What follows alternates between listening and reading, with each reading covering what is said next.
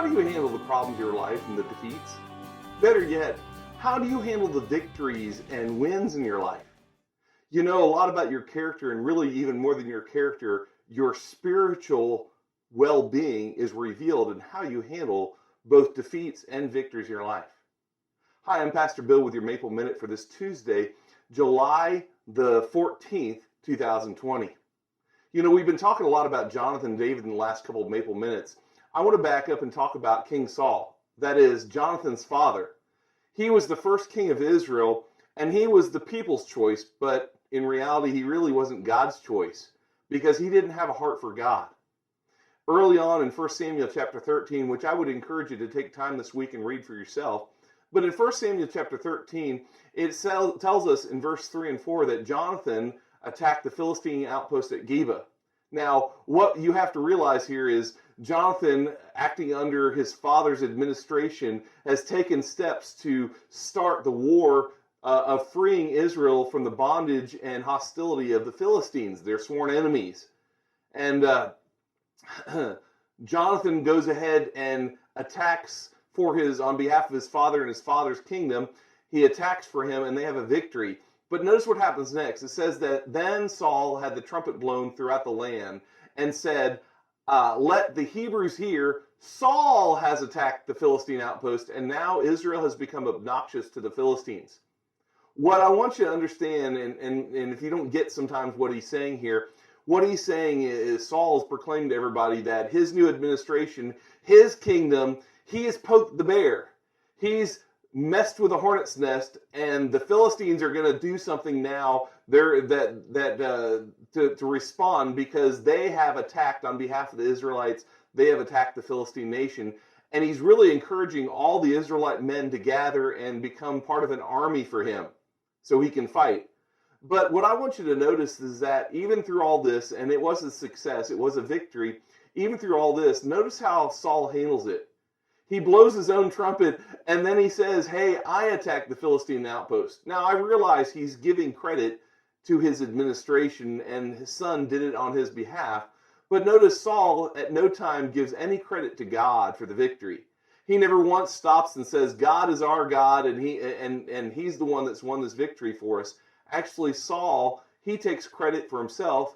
He doesn't even give thanks to his own son and the men who actually did the work. Saul was selfish. And so often the way we handle our problems and even our victories reveals to us about ourselves spiritually and who's really in charge. And so often when we have that nearsighted vision that we talk about our own victories, we are become very self-centered.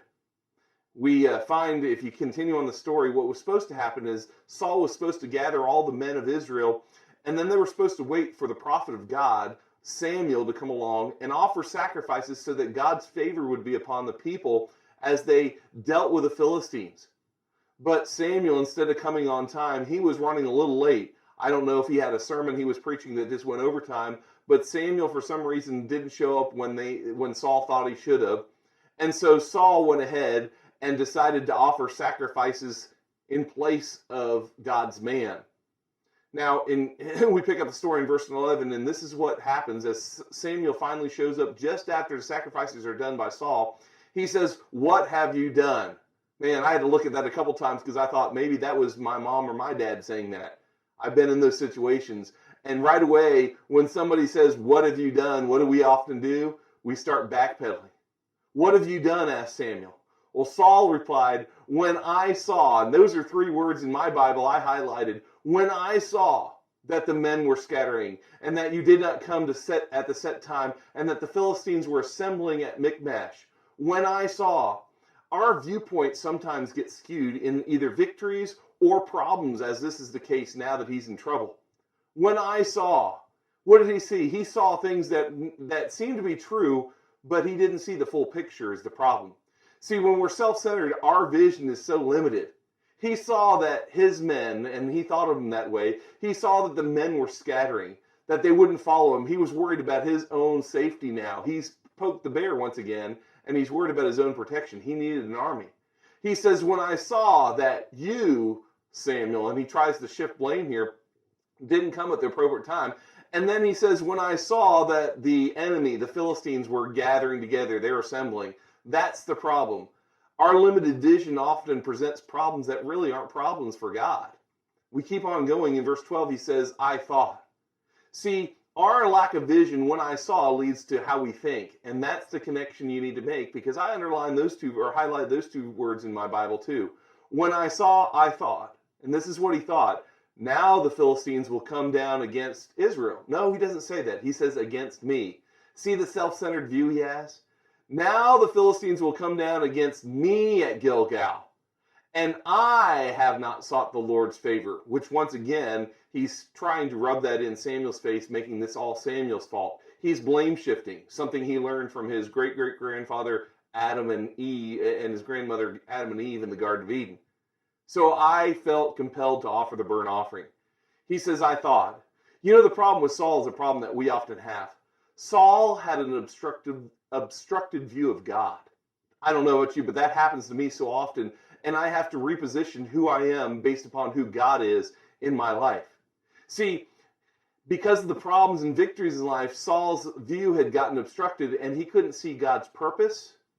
He couldn't see God's presence, and he simply couldn't see the possible interventions that God had because of all the mounting problems in his life. And that, my friends, is probably how we get to a lot of our problems in life. You know, so often our viewpoint is so off kilter that we don't really see how possible God could solve our problems. Mounting problems bring us different difficulties, and we don't often see God's purpose in them.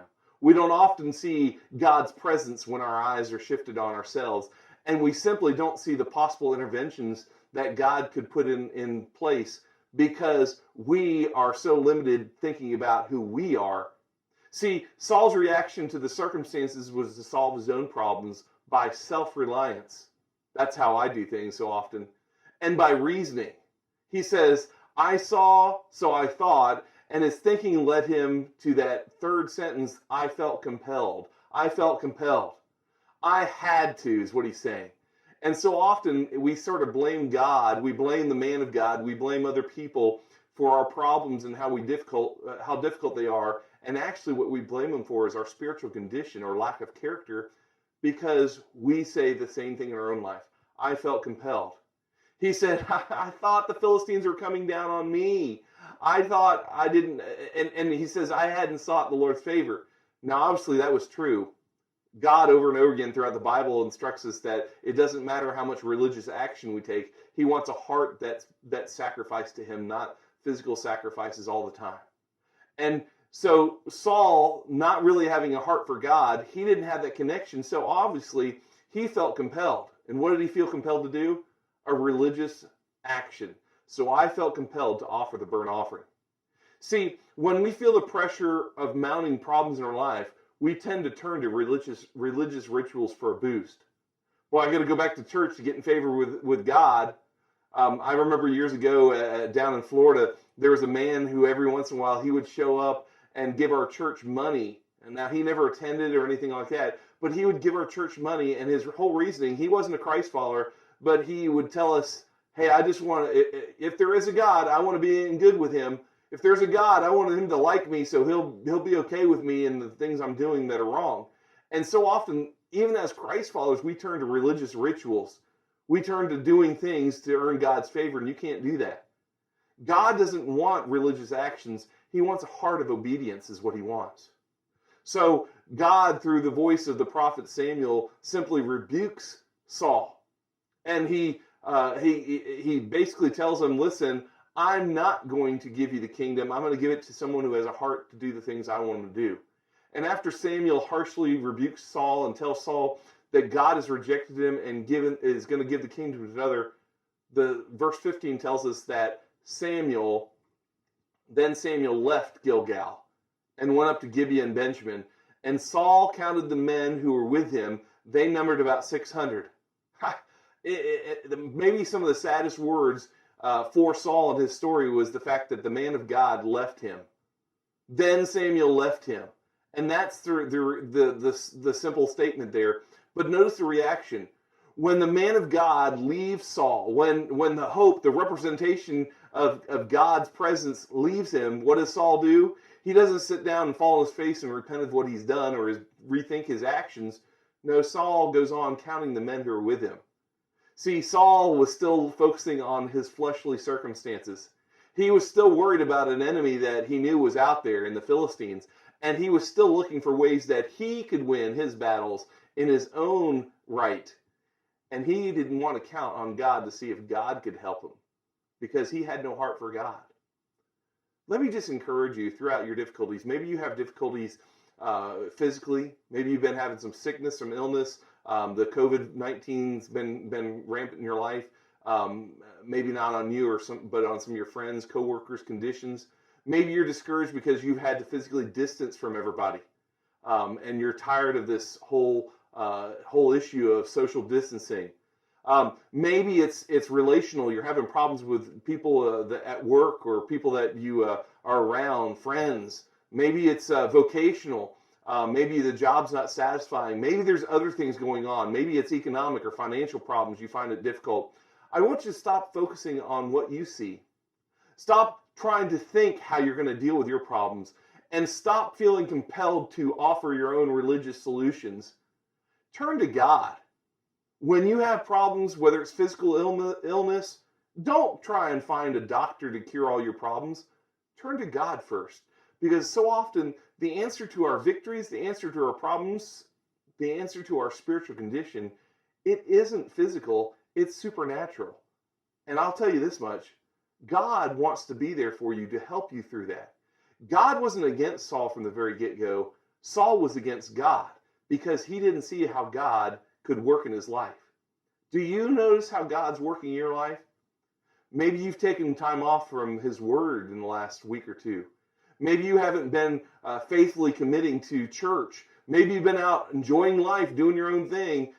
Maybe it's revealing a lot about your character as opposed to God's provisions for your life. Hey, make sure you can see every day of your life God's purpose, God's presence, and the possible interventions that God has for you, despite the mounting problems that are all around us.